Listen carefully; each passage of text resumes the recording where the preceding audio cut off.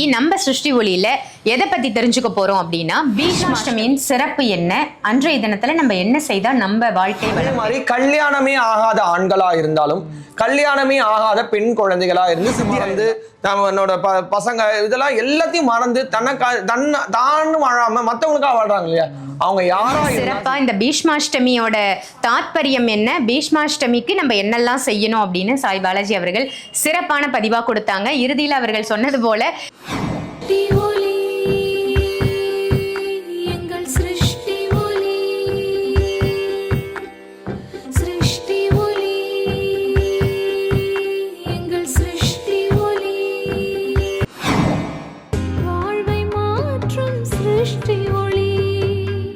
சிருஷ்டி ஒளி சொந்தங்கள் அனைவருக்கும் அன்பான வணக்கங்கள். இன்னைக்கு நம்ம சிருஷ்டி ஒளியில எதை பத்தி தெரிஞ்சுக்க போறோம் அப்படின்னா பீஷ்மாஷ்டமி. பீஷ்மாஷ்டமின்னு என்ன, பீஷ்மாஷ்டமிக்கு நமக்கு என்ன சம்பந்தம், அன்றைய தினத்துல நாம என்ன வழிபாடு செய்யறது அப்படின்ற சந்தேகம் பல பேருக்கு இருக்கும்.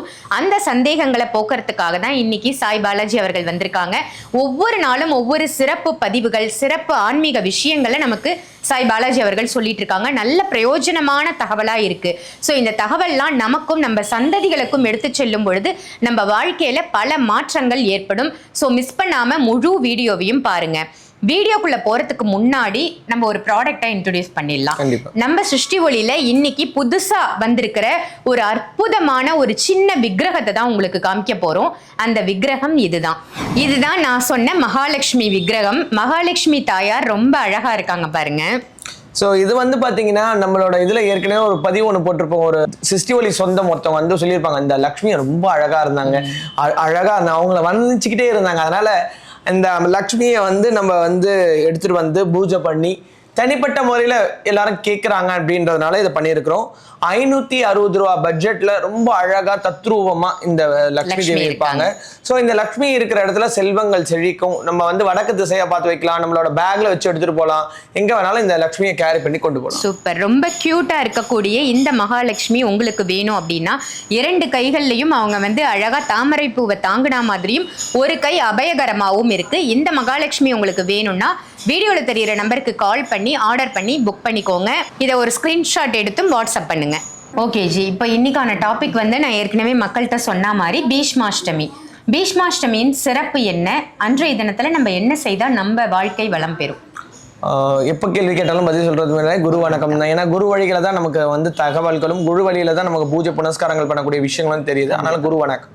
ஸோ எனக்கு ஈண்டெடுத்த தாயாகவும் உலக மக்களால் தெய்வாக்கு சித்தர் காளி மாதாஜின்னு சொல்லுவாங்க. அவங்களோட பொற்பாதங்களை வணங்கி சண்டிகின் சக்கரவர்த்தி புதுக்கோட்டை புவனேஸ்வரி பீடத்தோட பீடாதிபதி குரு ஸ்ரீ பிரணவானந்த அவதூத சுவாமிகள் அவரோட பொற்பாதங்களை வணங்கி தத்தகிரியானந்தா பொட்டு சுவாமிகள் சொல்லுவாங்க பிரத்யேகராதேவியை உபாசனம் பண்ணக்கூடிய அவரோட பொற்பாதங்களை வணங்கி இதர குருமார்களோட ஆசீர்வாதத்தோடும் என்னுள் இருந்து என் நாவல பேசக்கூடிய அந்த காளி தேவி அனுகிரகத்தினால மணி மந்திர ஔஷதம் சொல்லக்கூடிய சித்தர வழியில சித்தர் முறையில நம்ம நிறைய விஷயங்களை வந்து பார்த்தீங்கன்னா முறையாக பூஜை பண்ணி கிளென்ஸ் பண்ணி கொண்டு போய் வச்சாலே மாற்றத்தை கொடுக்கக்கூடிய காலடி எடுத்து வச்சா ஒரே ஒரு வாட்டி நீங்கள் சிருஷ்டி ஒளிக்கு முழு நம்பிக்கையோட பக்தி சிரத்தையோட என் கஷ்டம் இந்த இடத்துக்கு வந்தால் தீர்ந்துச்சு, எந்த மாதிரி கஷ்டமாக வேணா இருக்கட்டுங்க, ஒரு வாட்டி நீங்கள் நேரில் இந்த சிருஷ்டி ஒளி வந்து நீங்கள் பாருங்கள், பொருள் பர்ச்சேஸ் பண்ணி பாருங்கள், நிச்சயமா நீங்களும் ஒரு சிருஷ்டி ஒளி சொந்தமாக மாறுவீங்க. அந்த அளவுக்கு நல்ல வைப்ரேஷன்ஸ் தரக்கூடிய மூலிகை விஷயங்கள்லாம் நாங்கள் வச்சிருக்கிறோம்.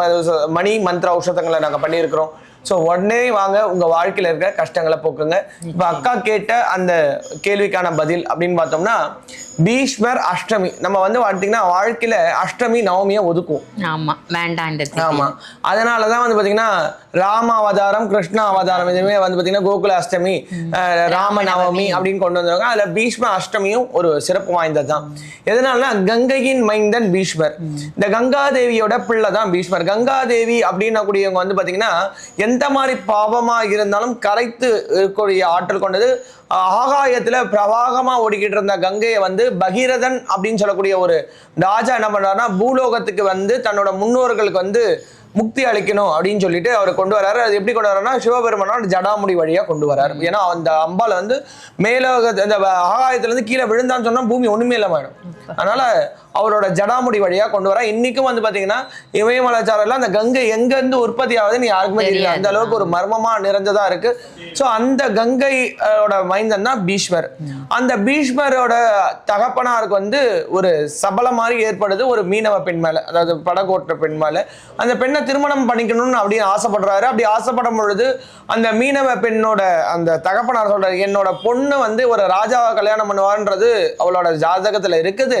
ஆனா அந்த பெண்ணுக்கு, என் பொண்ணுக்கு பிறக்கக்கூடிய பிள்ளைங்க தான் நாடு ஆளணும். நீ ஏற்கனவே உனக்கு அப்பா இவ்வளவு பெரிய பிள்ளையா இருக்கிற, அப்ப நீ தானே நாடு ஆழ்வ அப்படின்னு. இல்ல நான் நாடுலாம் ஆழ மாட்டேன், நான் வந்து ராஜாங்கம்னா எனக்கு வேண்டாம், நான் ஒதுங்கிக்கிறேன். அப்படி எப்படி நம்புறது? இந்த இப்போ வந்து எழுதி கொடுத்தா அந்த காலத்துல வாய் வார்த்தையை நம்புவாங்க, நான் வாய் வார்த்தை நம்புவேன். அப்படின்னா உங்க பொண்ணு என் அப்பாவை கல்யாணம் பண்ணிக்கிறாங்க, உங்க பொண்ணுன்னும் பொழுது எனக்கு அம்மாவா மாறுறாங்களே, அப்படி கல்யாணம் பண்ணிக்கிறாங்கன்னா நான் யாரையுமே கல்யாணம் பண்ணிக்க மாட்டேன். அப்ப அவர் என்ன சொல்றாருன்னா, அடுத்த கட்டத்துக்கு என்ன சொல்றாருன்னா, நீ கல்யாணம் பண்ணிக்கிட்டா உனக்கு குழந்தை வந்துருமே, உன் குலம் விருத்தி ஆயிடுச்சுன்னா இப்ப உன் பசங்க சண்டை போடுவாங்களா அப்படின்னு பொழுது, அப்ப நான் கல்யாணமே பண்ணிக்கலையா அப்படின்றாரு. பிரம்மச்சாரி நித்தபடி நான் இருந்துறேன், இறக்குற வரைக்கும் நான் பிரம்மச்சாரியா. இதை போய் அவங்க அப்பா கிட்ட போயிட்டு, அப்பா நீங்க கேட்ட பொண்ணை போய் நான் பேசினேன், அவங்க அப்பா அம்மா ஒத்துக்கிட்டாங்க அப்படின்னா. அப்ப எப்படிப்பா ஒத்துக்கிட்டாங்க? நான் கேட்கும்போது இவ்வளவு பெரிய பையன் இல்ல, நான் வந்து நாடாள கூட சொன்னாங்க. அப்படியா, நீ இப்படிலாம் பண்ணக்கூடாது அப்படின்னு. இல்ல அது மட்டும் இல்ல, நான் வந்து பிரம்மச்சாரியா வரும். ஐயோ, எனக்காக நீ இவ்வளவு பெரிய தியாகம் பண்ணிட்டேன்னு அவங்க அப்பா என்ன பண்றாரு, ஒரு வரம் கொடுக்குறாரு. உன் மரணத்தை நீயே நிர்ணயம் பண்ணிக்கலாம், எப்ப வேணும்னாலும் நீ இறக்கக்கூடிய ஆற்றல் உனக்கு, வேற எந்த அம்புகளாலோ எந்த தெய்வீக சக்தியாலோ உன்னை அழிக்க முடியாது, எத்தனை வாட்டி தொலைச்சாலும் அதை ஒண்ணுமே பண்ண முடியாதுன்ற மாதிரி. இதை வச்சுட்டு அவர் என்ன பண்ணாருன்னா, அந்த அரசாங்கத்தையே இது பண்ணிட்டு போறாரு, அந்த அரசபையே கொண்டு போறாரு. ஸோ அப்படி போகும்பொழுது அவர் அம்பு படைக்கல படுக்கிறாரு. அந்த ரத சப்தமி இதுல பூஜையினால அவரோட பிராணன் போதிலே, அதுதான் பீஷ்ம அஷ்டமி. ஆமா, நம்ம ஏற்கனவே பதிவு போட்டிருந்தோம் சப்தமிக்கு.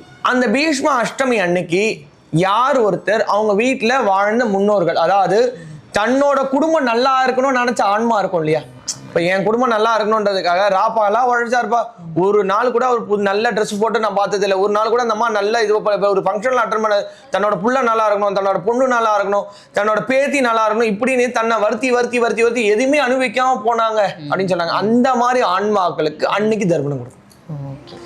அதே மாதிரி கல்யாணமே ஆகாத ஆண்களா இருந்தாலும், கல்யாணமே ஆகாத பெண் குழந்தைகளா இருந்து சித்தியா இருந்தா வந்து பாத்தீங்கன்னா ஒரு பருவம் அடைஞ்சிருப்பாங்க. இப்ப எக்ஸாம்பிள் ஒரு 20 வயசு இல்ல 18 வயசு இல்ல 19 வயசு, அது பருவம் அடைஞ்சு கல்யாணத்துக்கு தயாராகிட்டு இருக்கும்போது ஏதோ ஒரு காரணத்தினால ஒரு விபத்தா இருக்கலாம், இல்லைன்னா வந்து பாத்தீங்கன்னா இந்த ஏதோ ஒரு பிளாக் மேஜிக் அந்த மாதிரி இதுவாகி அந்த அகால மரணமான இதுல இருந்தாங்கன்னா அந்த மாதிரி ஆட்களுக்கும் இந்த நேரத்துல தர்ப்பணம் கொடுக்கணும். அந்த பீஷ்மாஷ்டமி அன்னைக்கு தர்ப்பணம் கொடுக்கணும். எதனாலனா, யார் ஒருத்தர் அந்த பீஷ்மாஷ்டமி அன்னைக்கு தான் குடும்பம் நல்லா இருக்கணும்னு நினைக்கக்கூடியவங்க, தான் குடும்பத்துல வந்து அந்த அந்த திருமணமாகாம சித்தி ஆகிறாங்களோ அவங்களுக்கு தர்ப்பணம் கொடுக்குறாங்க. அன்னைக்கு அவர் முக்தி அளிக்கிறார், அந்த அஷ்டமி தினத்துல முக்தி அளி. அதனாலதான் நம்ம சொரக்கா உண்டியல்ல வந்து அந்த சொரக்கா பானை இருக்கு இல்லைங்களா, அந்த பானையில தண்ணீரை நிரப்பி அந்த புனித ஜலமா மாற்ற சொல்றாங்களா, அதுக்குதான். சோ முன்ன நாள் கிடைச்சதுனாலும் அந்த இயற்கை இலை வச்சு பண்ணுங்க, அடுத்த நாள் பீஷ்ம அஷ்டமி அன்னைக்கு கிடைச்சாலும் அந்த இயற்கை இலை வச்சு பண்ணுங்க. இல்ல அதுக்கப்புறமும் கிடைச்சா கூட அதுல இந்த இயற்கை இலை வச்சு இந்த தண்ணீரை நிரப்பி நம்ம சொன்ன பொடிகளை போட்டு ஆவகானம் பண்ணி குளிச்சுட்டோம்னா அந்த பாப தாப தோஷங்கள் பண்ணுங்க. ஏன்னா அவங்களோட எச்சங்கள் தான் நம்ம. சோ இதுல வந்து பாத்தீங்கன்னா இந்த ஒரு 3 தலைமுறை 4 தலைமுறை பார்த்தா பூவாடக்காரின்னு வழிபாடு பண்ணுவாங்க லேடிஸை. ஜென்ஸை வந்து பாத்தீங்கன்னா வெட்ட வெளியில வச்சிருப்பாங்க. இப்ப கருப்புசாமி இந்த மாதிரி இந்த காவல் தெய்வங்கள்லாம் பாத்தீங்கன்னா அந்த காலத்துல தன்னோட ஊரை காப்பாத்துறதுக்காக உயிர் தியாகம் பண்ணவங்களா இருப்பாங்க. இப்ப ராணுவ வீரர்கள், இவங்க எல்லாருக்குமே இந்த நாள்ல வந்து தர்ப்பணம் கொடுக்கறது. ஆமா, எதனாலன்னா நம்ம நாடு நல்லா இருக்கணும்காக தான் குடும்பத்தை மறந்து தன்னோட பசங்க இதெல்லாம் எல்லாத்தையும் மறந்து தானும் வாழாம மத்தவங்களுக்காக வாழ்றாங்க இல்லையா. அவங்க யாரா இருந்தாலும் சரி, யார் வேணா யாருக்கு வேணா கொடுக்கலாம். அந்த நாள்ல ஒருத்தங்க தர்ப்பணம் கொடுத்துட்டாங்கன்னா அந்த ஆன்மாவுக்கு முக்தி கிடைக்கும். அந்த ஆன்மா வந்து பரமாத்மாவோட கலக்கும். பரமாத்மான்றது இறைவன் தான். இறைவன் வந்து பாத்தீங்கன்னா அன்பு நிறைந்தவன் தான். ஸோ யார் இருந்தாலும் சரி, இப்ப நம்ம ஒரு ஜீவராசி ஒரு பூனை வளர்க்குறோம் இல்ல ஒரு டாக் வளர்க்குறோம், அதை கூட கண்ணீர் மல்க நம்ம வந்து அந்த நேரத்துல தர்ப்பணம் கொடுக்கலாம். தவறு கிடையாது. காசிலேயே இந்த முறை இருக்கு. இப்ப நம்ம காசிக்கு போறோம்னாலும் நம்ம வீட்டுல இருக்கக்கூடிய ஜீவராசிக்கும் அங்க போய் தர்ப்பணம். எதனாலன்னா ஏதோ ஒரு ரூபத்துல இப்ப நான் பண்ண பாவத்துக்கு அடுத்த பிறவில பகவான் வந்து இதுக்கு ஒரு எடுத்துக்காட்டே நான் சொல்ல முடியுங்க. பாவத்துக்கு நம்மள ஜீவராசியை பிறக்க வைப்பாரு. பட்டினத்தார் இருக்காருங்களா, அவருக்கு ஒரு சிஷ்யர் இருந்தார், அவர் ஒரு ராஜா. அவர் வந்து பட்டினத்தாருக்கு வந்து கழுமரம் ஏத்தணும், அதாவது தூக்கு தண்டனை கொடுங்கன்னு சொல்லிடுறாரு. தூக்கு தண்டனை கொடுக்கும்போது கழுமரத்தை வந்து ஒரு பாடல் பாடி எரிக்கிறாரு. எரிச்ச உடனே ராஜாக்கு நெஞ்சு வலியா இருக்குது, என்ன ஆச்சுன்னு கேட்கிறாரு. இந்த மாதிரி கழுமரம் நெஞ்சு கொடுக்கணும் ஓடுறாரு. ஐயோ என்ன சிஷியனா எடுத்துக்கோன்றாரு. இல்லப்பா நானே ஒரு பரதேசி, ரோடோட சுத்துறவன், என்ன உன்ன நான் வச்சு நான் இல்ல உங்களை முடியவே முடியாது காலப்பிச்சு கதறாரு.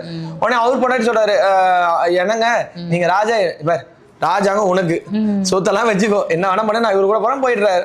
போனவர் என்ன பண்றாருன்னா, இவர் வந்து ஒரு வாயில் படியில வந்து பிட்சு எடுக்கிறாரு, இவர் ஒரு வாயில் படியில பிட்சு எடுக்கிறாரு. இவருக்கு வர அந்த திருவோட்டில் இருக்கிற சாப்பாடை ஒரு பெண் நாய்க்கு கொடுத்து சாப்பிடுறாரு. ஒவ்வொரு நாளும் அந்த பெண் நாய்க்கு கொடுத்து சாப்பிடுறாரு. அப்படி சாப்பிடும் பொழுது ஒரு நாள் என்ன ஆகுதுன்னா, சிவபெருமான் வந்து ஒரு அந்தனாரா வர்றாரு. ஐயா ரொம்ப பசிக்குதுன்ற பட்னத்தா சொல்றாரு, நானே ஒரு பிச்சைக்காரன், ஒரு சன்னியாசி, அண்ணாண்ட பக்கம் வருதுல என் சிஷ்யம் ஒருத்தன் இருக்கான், அவன் தான் சம்சாரி, அவனை போய் கேளு அப்படின்னு. சம்சாரியா? இவர் வந்து என்ன பண்றாருன்னா, ஐயா நான் அங்க போனேன், உங்க குருவை பார்த்தேன், இங்க ஒரு சம்சாரி இருக்கிறாராமே, அவர் வந்து சாப்பாடு கொடுத்தாரு. சம்சாரியா? இந்த நாய் பாசத்தினால என்ன சம்சாரி என் குரு சொல்லிட்டாரு, நான் இந்த சம்சார பந்தமே வேணாம்னு சொல்லிட்டு தான் என்னோட சொந்த பந்தம், சொத்து, ராஜ்யம் எல்லாத்தையும் திறந்துடுவாங்க. இந்த ஒரு நாய் பாசம் அதை தடுக்குதுன்னா அந்த நாயோட இதுவே எனக்கு வேணாம்னு சொல்லி அந்த திருவோட வச்சு அந்த நாயை காலி பண்ணிடுறாரு. காலி பண்ணதுக்கு அப்புறம் 18 வருஷத்துக்கு அப்புறம் அந்த நாய் பெண்ணா பிறந்து காசில இருந்து வருது. அதனால இன்னைக்கு காசி சொன்னோன்னு இந்த ஞாபகம் வருது. காசில இருந்து அவங்க அப்பா கூட்டிட்டு வருது, அப்பா வாப்பாடு. அப்போ இந்த பட்டினத்தாரோட சிஷ்யன் கிட்ட வந்து, ஐயா என் பொண்ணு வளர்ந்ததுல இருந்து வெளியே உலகமே பார்த்தது கிடையாது, ஆனா வளர்ந்ததுல இருந்தே வந்து பாத்தீங்கன்னா இங்க நீங்க இருக்கிறீங்க, உங்ககிட்ட கூட்டிட்டு வர சொன்னா யாருமா நீ? நான் போன பிரிவுல நாயா இருந்தா நீங்க தான் என்ன சோறு போட்டு வளர்த்தீங்க. சோறு போட்டு வளர்த்தது காரணமா எனக்கு பகவான் வந்து பெண்ணா வரம் கொடுத்துட்டாரு, என்ன நீங்க கல்யாணம் பண்ணது மறுபடியும் கல்யாணம் பண்ணுமா அப்படின்னு இதுக்கு தீர்வு காண குரு கிட்ட போறாங்க. அவரு போய் எனக்கு ஒண்ணும் புரியல அப்படின்னு இவர் ஓடுறாரு. இவர் முக்தி அடைகிறார். அந்த பின்னாடி நாயா வந்த அந்த பெண்ணு ஓடுது, முக்தி அடை உடனே இவர் தேம்பி அழுறாரு. அதாவது பாத்தீங்கன்னா நம்மளை அறியாம நமக்காக ஒரு ஓனருக்காக உயிர் தியாகம் பண்ணு, அது எந்த விலங்கா இருந்தாலும் அது பாசம் கொட்டி வளர்த்துட்டோம்னா மனுஷன் தான் நன்றி கெட்டவன். இன்னைக்கு நன்றி ஒரு விஷயத்த பண்ணிட்டோம்னா நன்றி மறந்து அவங்களுக்கே அநீதி எழுப்பான். அந்த மாதிரி நம்ம குடும்பத்துக்காக விசுவாசமா ஒரு வேலை செய்யறவங்களா இருக்கலாம், யாரா வேணா இருக்கலாம். சோ நான் அதுக்குதான் மிலிட்டரி சொன்னேன். மிலிட்டரி, போலீஸ், நமக்காக மட்டும் இல்ல மொத்த நாட்டுக்காகவே தியாகம். ஆமா, மிலிட்டரி, போலீஸ், இந்த காவல் பண்ணக்கூடிய செக்யூரிட்டிஸ், இந்த மாதிரி நபர்கள்லாம் நல்லா வேண்டி. இப்ப சில பேர் வந்து பாத்தீங்கன்னா இந்த காலை எல்லாம் வச்சிருப்பாங்க, அதுக்கெல்லாம் கண்ணீர் மல்க அழுவாங்க, அவங்க வீட்டுல ஒரு நபரா நினைப்பேன். இந்த மாதிரி விஷயங்களுக்கு இந்த பீஷ்மாஷ்டமி அன்னைக்கு தர்மனம் கண்ணீர் மல்க கொடுத்துட்டாங்கன்னா நல்ல மாற்றம் இருக்கும். இல்லங்க நான் அப்படிலாம் பண்ண முடியாது, நான் சிஸ்டி வழியில நம்ம பித்ரு தீபம்னு ஒண்ணு கொடுத்துருக்கோம், அழகா அதை வாங்கணுமா, வச்சோமா, இது பண்ணி அதுல வந்து காக்காக்கு சாப்பாடு வச்சோம்னா அந்த பித்ருக்களுக்கு முழுமையா போய் சேரும். சூப்பர், ரொம்ப சிறப்பா இந்த பீஷ்மாஷ்டமியோட தாத்பரியம் என்ன, பீஷ்மாஷ்டமிக்கு நம்ம என்னெல்லாம் செய்யணும் அப்படின்னு சாய் பாலாஜி அவர்கள் சிறப்பான பதிவா கொடுத்தாங்க. இறுதியில் அவர்கள் சொன்னது போல நமக்கு வந்து பித்ரு தீபமே இருக்கு, பீஷ்மாஷ்டமி அன்னைக்கு நீங்க அதையும் வாங்கி ஏத்தலாம், ரொம்ப அழகா இருக்கும். அந்த தீபத்தோட வீடியோவோட லிங்க் வந்து நான் டிஸ்கிரிப்ஷன்ல கொடுக்குறேன், அதையும் நீங்க போய் பாருங்க. அப்பதான் என்ன அது பித்ரு தீபம், அதை ஏத்துறதால நமக்கு என்ன பயன் அப்படின்றது உங்களுக்கு முழுமையா புரியும். இதுக்கு முன்னாடி போட்ட ரதசப்தமையும் ஒரு கிளான்ஸ் பார்த்துக்கோங்க. அப்பதான் இந்த 3 கதையோட லிங்க் என்ன, இல்லைன்னா நாங்கள் சொன்ன வந்தது உங்களுக்கு புரியாம கூட இருந்திருக்கலாம். ஸோ இது 3மே என்னன்னு தெரிஞ்சுக்கிட்டு நம்ம ஒரு விஷயத்தை பண்ணும்போது அது இன்னும் சிறப்பாக அமையும். இதே மாதிரி வேற ஒரு நல்ல நிகழ்ச்சியில சாய் பாலாஜி அவர்களோட உங்க எல்லாரையும் சந்திக்கின்றேன். நன்றி, வணக்கம்.